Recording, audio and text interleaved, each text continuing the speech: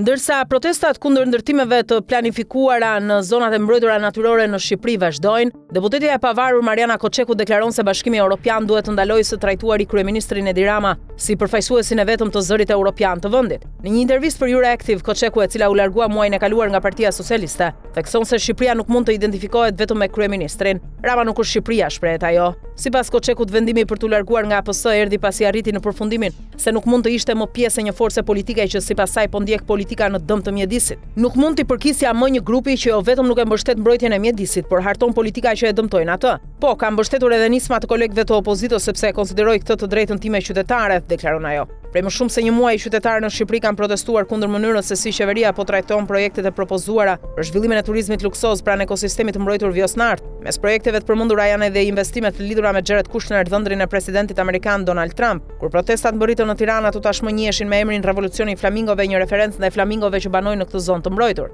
Për Koçekun, ky emërtim simbolizon një ndryshim më të thellë në mënyrën se si brezi i ri e sheh pushtetin, përfaqësimin politik dhe të ardhmen europiane të Shqipërisë. Ne besojmë te vlerat europiane, por kjo nuk do të thotë se mbështesim kryeministrin apo qeverinë tonë, thot ajo. Rama nuk ka më legjitimitet. Deputetja e konsideron protestën si shprehje të një krize të gjatë legitimiteti politik dhe të pakënaqësisë së qytetarëve, të cilët ndihen përjashtuar nga vendimarrjet që prekin interesin publik. Sipas saj, shumë vendime merren përmes procedurave jo transparente, me leje të paqarta, interesa private dhe konsultime të kufizuara me publikun. Nuk ka më legjitimitet as për qeverinë dhe as për opozitën tradicionale. Të dyja kanë treguar se punojnë vetëm për një grup të ngushtë interesash, deklaron Koçeku. Përplasja me narrativën e qeverisë. Nga ana tjetër, kryeministri Edi Rama i ka cilësuar protestat si të egzageruara nga kundërshtarët politik, influencuesit dhe aktivistët në rrjetet sociale, duke i përshkruar si histeri digjitale dhe revolucion imagjinar. Koçeku kundërshton këtë qëndrim. Ai po përdor median për të krijuar bindjen se nëse protestojmë, po dëmtojmë procesin e integrimit evropian dhe besimin e BE-s, por është e qartë se politikanët tanë kanë humbur kontaktin me realitetin, thot ajo. E pyetur nëse protestat mund të kenë dëmtuar aspiratat europiane të Shqipërisë, Koçeku vë në diskutim vetë mënyrën se si BE-ja e sheh procesin e zgjerimit.